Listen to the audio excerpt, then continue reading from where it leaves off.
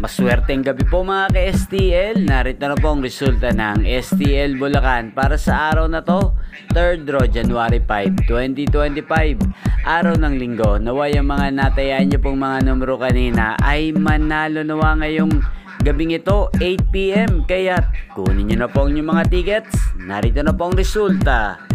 Ang mga numerong nanalo sa STL Bulacan ngayong gabing ito, January 5, 2025, 8 PM. Third draw result, 13 at 22 in exact order.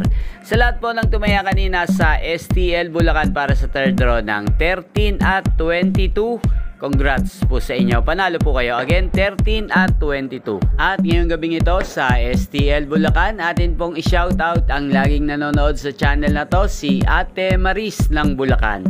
Shoutout po sa iyo Ate Maris, naway nasa mabuti ka pong kalagayan. Sana mga tinataya mo mga numero sa Bulacan ay manalo na sana ngayong gabing ito. At sa lahat po ng mga taga Bulacan dyan, shoutout po sa inyo. Naway nasa mabuti po kayong kalagayan.